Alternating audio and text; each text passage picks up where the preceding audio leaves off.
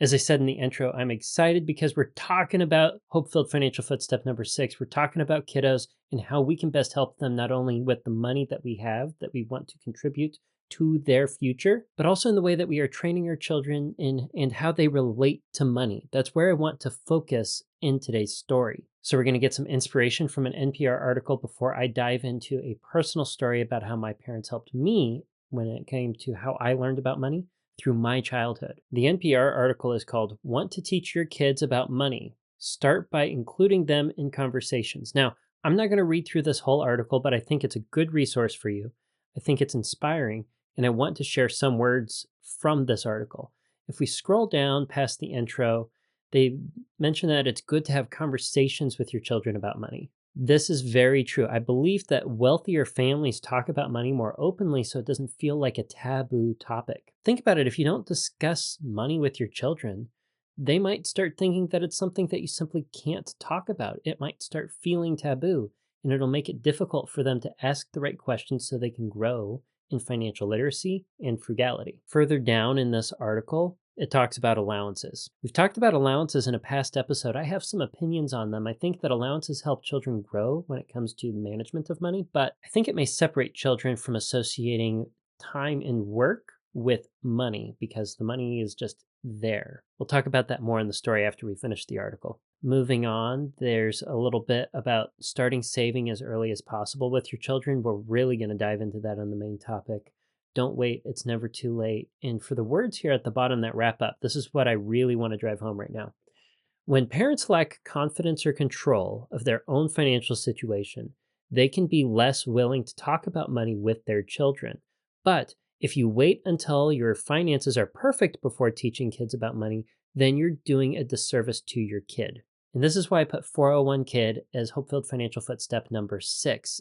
After you have gotten debt-free, you have some stability with your savings, you have your fully funded emergency fund, you've taken control with your own financial management, and you're saving for the future, we can now start tangibly encouraging and inspiring our children when it comes to saving for their future through this step. We should be teaching them and training them in good money habits and frugality throughout their whole lives, no matter where we are in the journey.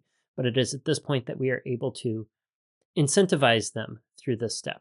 Children are impacted by a parent's financial decisions whether or not you choose to include them in the conversation. That is a heavy truth. If you're transparent about your money choices instead of leaving kids in the dark, you're setting them up better for success by helping them understand the power money can hold and providing opportunities to learn from your mistakes together.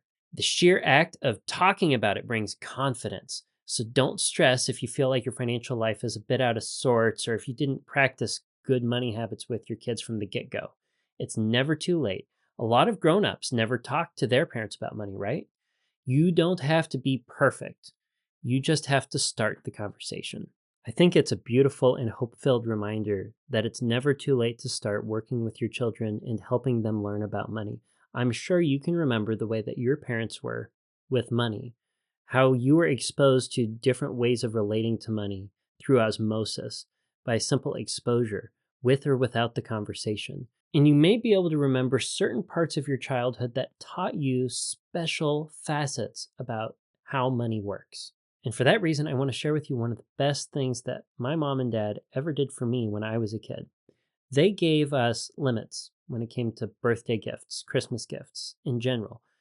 For birthdays and Christmas, you were limited to 3 gifts that you could request, not in totality exceeding $100 in value. Now, I had 5 younger siblings. This was a good bit ago now, so $100 went a lot further than it does today.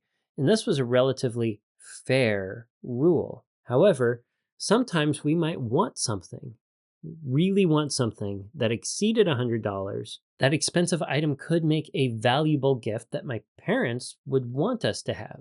For example, when I was a young boy, I really wanted a Lego Mindstorms robotics kit. I was very mechanically inclined and I loved building with Legos.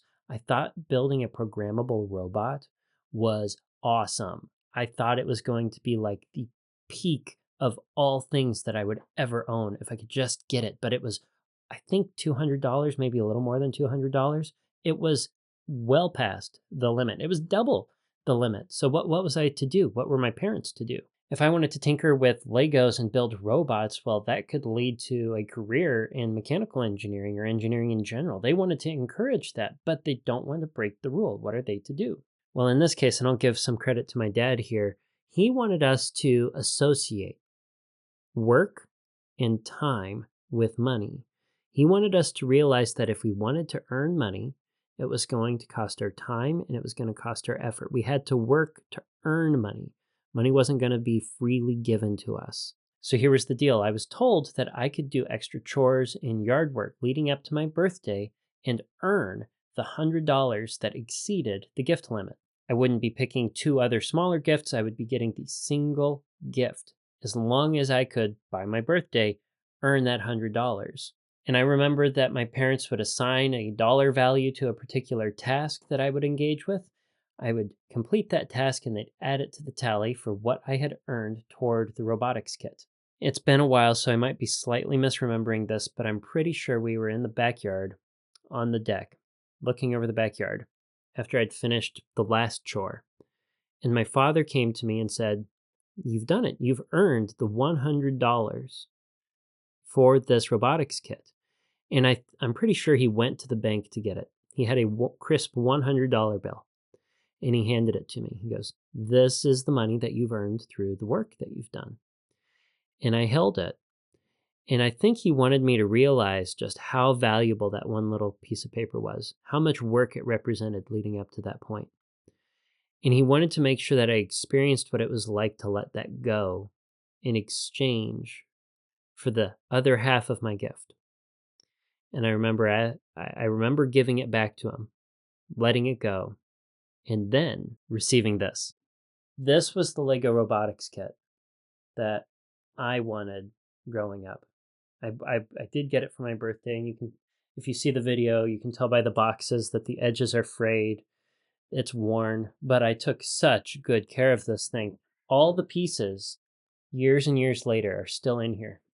And I've added to my robotics collection over time and continued to build really cool things with it. I remember in high school, I used it to build a sumo bot and compete in Science Olympiad. And now I have this. This is a robot that I'm building with my son. It's got little caterpillar treads and suspension, and we're going to try to make a little playing card shooter that goes on top. I know my son's only 2.5, but he loves building robots. And I have this robotics kit and I treasured it. I took good care of it. It's still here for him because I worked so hard for it. I understood the time and value that I had to put into the world in order to receive the thing that I needed or wanted. It was a beautiful gift that my parents gave me, not the robotics kit, but the lesson that underpinned it. It was a lesson that inspired my younger siblings to work for gifts that they wanted that were over and beyond the $100 limit. And whenever we worked for something and we put our own blood, sweat, and tears into it, we took care of those things much more than we would have if it was freely given to us. And this is a strong underpinning for HopeFilled Financial Footstep number 6, 401 Kid, in today's main topic.